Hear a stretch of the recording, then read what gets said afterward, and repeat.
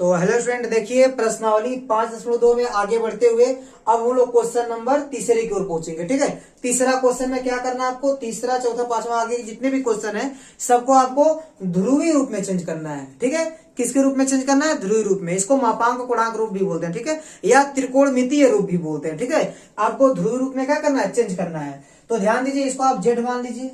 तो पहले आप इसका मापांक निकाल लीजिए। तो mod z equal to mod में 1 माइनस आई। ठीक है, तो मापांक कैसे निकालते हैं? रूट में रियल पार्ट का स्क्वायर। रियल पार्ट मतलब क्या है? जिसमें आई नहीं है। देखिए 1 का square plus imaginary part. Imaginary part क्या है? आई का गुणांक। ध्यान दीजिए, आई का गुणांक क्या है? -1। तो -1 का स्क्वायर, ये हो जाएगा आपका 1 का स्क्वायर 1 और -1 का स्क्वायर भी +1। तो 1 हो जाएगा आपका करड़ी में 2। ठीक है, इतना हो गया। अब निकालिए गुणांक। ध्यान दीजिएगा, रियल पार्ट प्लस में है, इमेजिनरी पार्ट माइनस में है। तो प्लस कॉमा माइनस। ठीक है, एक किस चतुर्थांश में जाएगा आपका? x का मान प्लस y का मान माइनस। तो ये जाएगा आपका चौथे चतुर्थांश में। ठीक है, इसमें क्या होता है? x प्लस होता है, y माइनस होता है। तो चौथे चतुर्थांश में मुख्य गुणांक क्या होता है? Minus alpha. ठीक है, क्या होता है? Minus alpha. तो मुख्य गुणांक क्या मिलेगा? थीटा बराबर माइनस अल्फा। ये हो गया माइनस अल्फा। मतलब क्या होता है? tan इनवर्स मॉड में इमेजिनरी पार्ट क्या होता है? इमेजिनरी पार्ट ऑफ जेड बटे रियल पार्ट।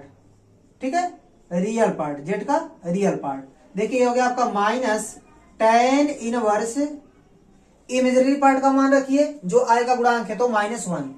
ठीक है, बटे रियल पार्ट रखिए जिसमें आई नहीं आ रहा, तो 1। ये हो गया 1।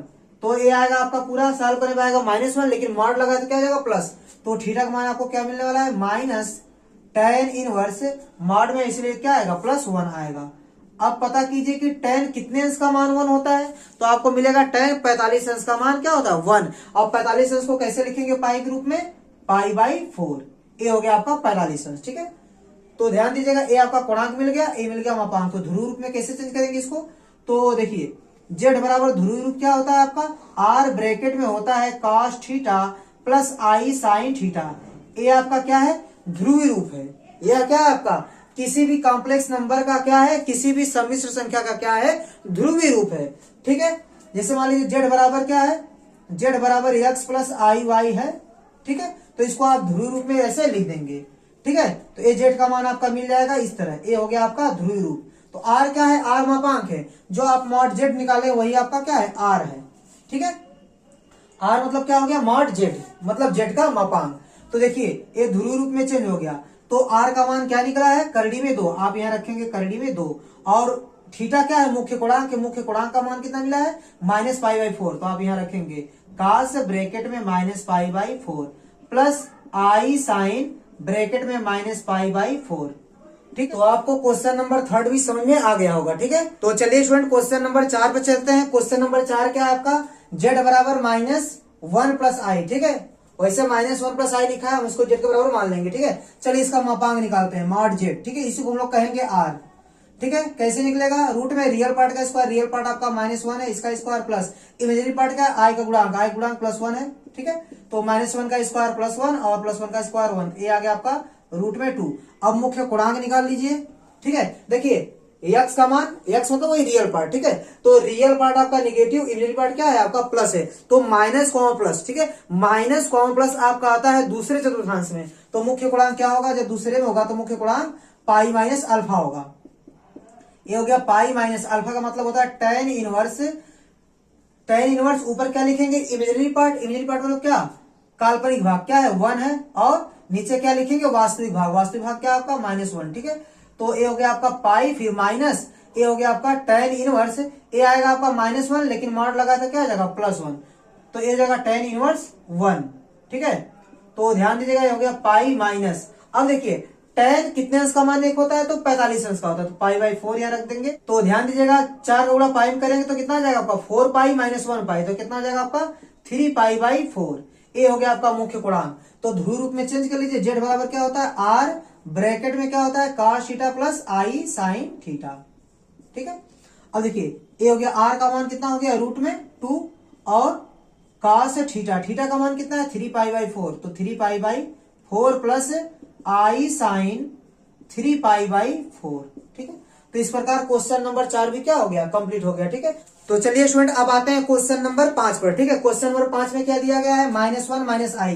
तो पहले इसका मापांक निकालिए, यही है आपका आर का मान। ठीक है, तो रूट में रियल पार्ट कितना है, -1 का स्क्वायर, और इमेजिनरी पार्ट कितना है, आई गुणा कितना, -1।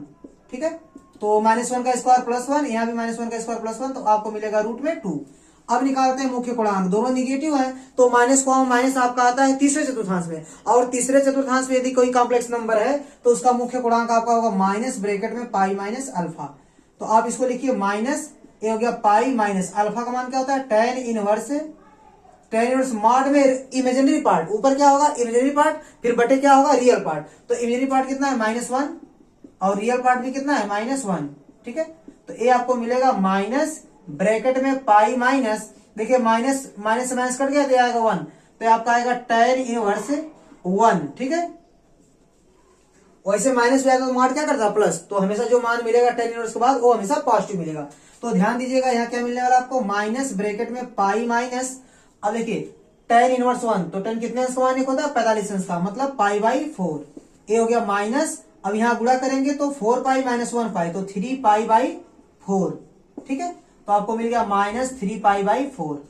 तो इसका ध्रुव रूप क्या होगा, x बराबर r, ब्रैकेट में क्या होगा cos थीटा प्लस आई साइन थीटा। ठीक है, अब r का मान रखिए रूट में 2, और cos थीटा का मान क्या रखेंगे, थीटा का मान आपका है -3 पाई/4। ठीक है, एक मिनट, 3 पाई/4, और यहाँ कितना है प्लस आई साइन थीटा का मान -3 पाई/4। ठीक है, तो ए भी आपका ध्रुव रूप में चेंज हो गया। ठीक है, तो क्वेश्चन नंबर 5 भी क्या हो गया, कंप्लीट हो गया। तो चलिए स्टूडेंट अब आ गए हम लोग क्वेश्चन नंबर 6 पर। क्वेश्चन नंबर 6 क्या है आपका, z बराबर -3। तो इसमें आई वाला पार्ट नहीं दिख रहा, यहाँ लिख देंगे 0 आई। ठीक है, अब बन गया आपका कॉम्प्लेक्स नंबर।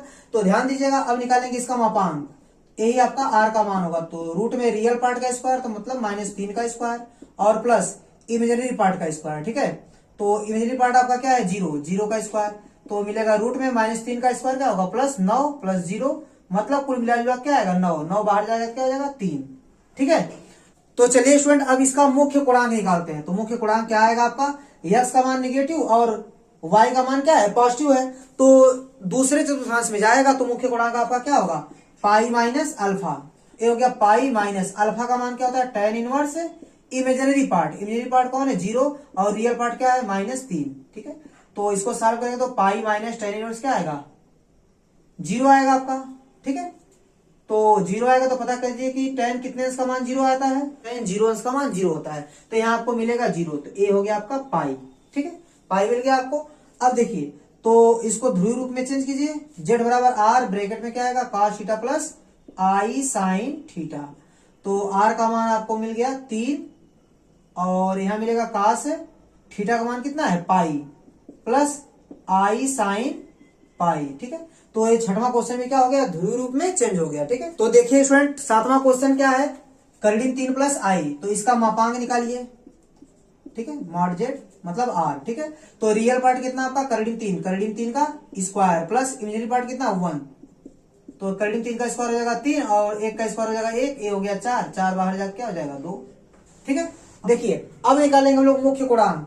तो ध्यान दीजिएगा, रियल पार्ट भी प्लस में है और इमेजिनरी पार्ट भी क्या है प्लस में है, तो दोनों प्लस में है, तो प्रथम चतुर्थांश में जाएगा, और इसका मुख्य पूर्णांक हो जाएगा अल्फा। तो अल्फा क्या होता है आपका tan इनवर्स मॉड में इमेजिनरी पार्ट मतलब आई का गुणांक 1 बटे रियल पार्ट कितना है करड़ी में 3।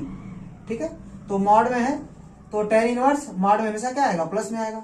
ठीक है, प्लस है भाई करे, तो यहाँ हो जाएगा आपका tan इनवर्स, सॉरी आप पता कीजिए tan कितने अंश का मान 1 बटे करड़ी में 3 होता है, तो tan 30 अंश का मान क्या मिलेगा आपको 1 बटे करड़ी में 3, तो 30 अंश मतलब क्या पाई/6।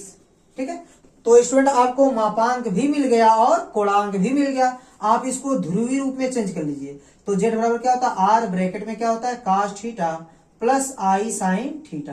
ठीक है, तो ये हो गया आपका r का मान कितना हो गया 2, और cos थीटा का मान कितना है, थीटा का मान पाई/6, ये हो गया पाई/6 प्लस आई साइन पाई/6, ये हो गया आपका ध्रुवीय रूप में चेंज हो गया। ठीक है, तो चलिए स्टूडेंट क्वेश्चन नंबर 8 की ओर बढ़ते हैं। क्वेश्चन नंबर 8 में क्या दिया गया है, z बराबर आई है, रियल पार्ट नहीं तो इसको ऐसे बना लेंगे, देखिए 0 प्लस आई, इसका गुणांक 1 हो जाएगा। अब r का मान निकालिए मॉड z। ठीक है, ये क्या होगा आपका रियल पार्ट का स्क्वायर मतलब 0 का स्क्वायर प्लस इमेजिनरी पार्ट मतलब 1 का स्क्वायर। तो 0 का स्क्वायर आएगा 0, 1 का स्क्वायर 1, तो कुल मिला क्या मिलेगा आपको, रूट में 1 मिलेगा, इसका मान क्या होगा 1। तो चलिए स्टूडेंट अब चलते हैं इसका गुणांक ज्ञात करते हैं। गुणांक क्या होगा, मुख्य गुणांक क्या होगा इसका, देखिए दोनों को प्लस में मानते हैं, ठीक है। वैसे रियल पार्ट आपका 0 है तो ये YH पर ही होगा, लेकिन अगर देखिए ध्यान दीजिए, आप चिन्ह को ध्यान दीजिए, AB प्लस, तो आप मान सकते हैं कि चलिए प्रथम चतुर्थांश में है, तो प्रथम चतुर्थांश में होगा तो इसको क्या मानेंगे, मुख्य गुणांक को अल्फा, ठीक है।